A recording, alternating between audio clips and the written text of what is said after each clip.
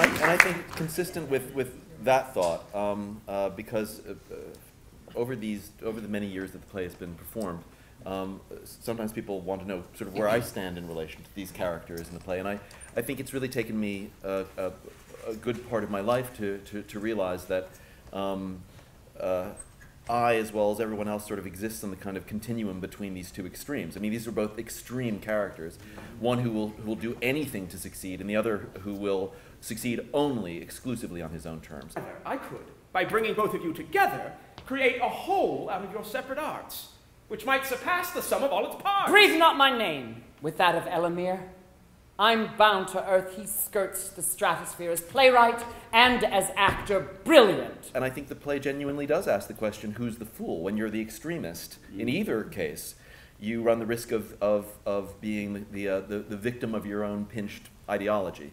And I think the play, in some way, in giving the audience the experience of both those extremes, unites them in a way that the characters can never come together. So the play is a tragedy because these extremes cannot be reconciled, whereas the play itself, in its action and in its relation to the audience, at least attempts to reconcile those extremes. Yeah, and it's very interesting to hear you say that, because constantly thinking about what the story was about as we rehearsed it and put it together, and I had to make design choices very early about the world that it would be in. As you probably know, this is very often done in 17th century. I mean, like the world of Molière, and there's some very specific language references to the world of the court. Corneille is a specific French writer that's represented. You probably saw the two figures who were represented in that world. But I felt very strongly I wanted it to be contemporary, that it was that the play came out of a very particular period, 1989. 91 was its original production. Yeah, and it was, but you were writing in 89, 90, yes. Right? So it came out of a very specific period in time, and that it felt very contemporary to me. And that the challenge to actually allow it to look and feel like people in our world speaking this way would liberate it in a certain, and allow that complexity to be. And it's curious, whatever lens that I put on, once you started to think of it as a political play, it's extraordinary how you will hear it. If you went back thinking, oh, this is a political parable, this is about American politics right now, you'll be amazed at how you receive the play. Or this is just about a debate between who owns art, high, and you'll see it in a particular play. In a particular way. It's remarkable how it opens up like that. You talked about it not being fixed. And I think we as we rehearsed it, we were feeling that. Yeah.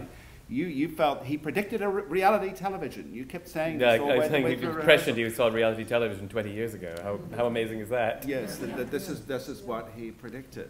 So Brian, you want to talk a little bit about how you... Well, I was just thinking there were moments we found weaving through the way the debate goes. The complexity of it's kind of amazing, but I should point out that one of the actress who plays one of the most verbally profound characters has walked in and sitting up there. Oh, Dory!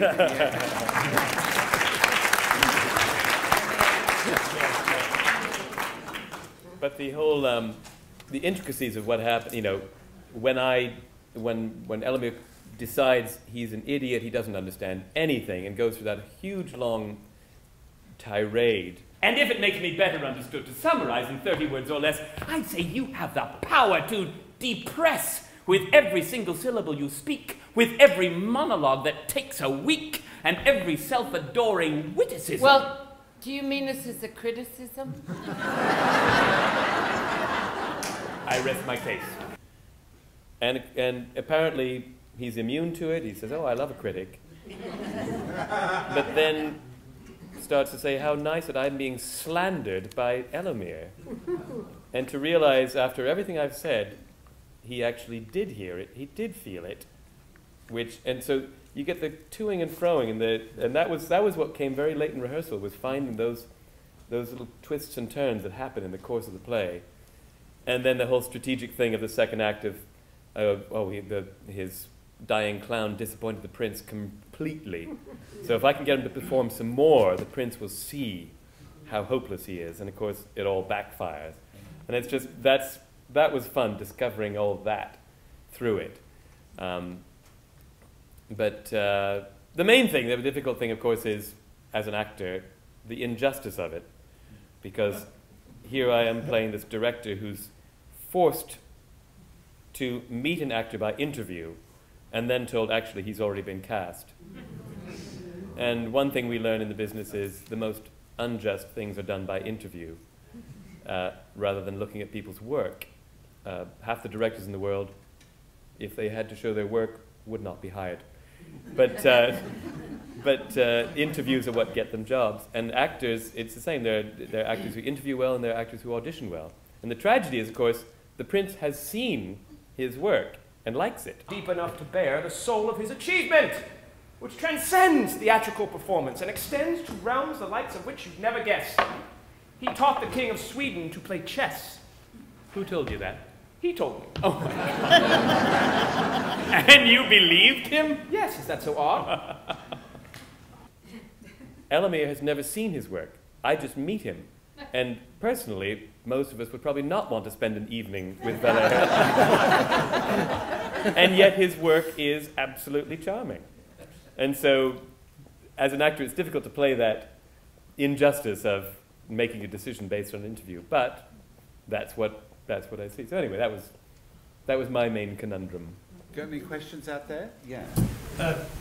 Danny, technically, tell us as an actor how you approach prose, rhyming, and how do you memorize different kinds of plays?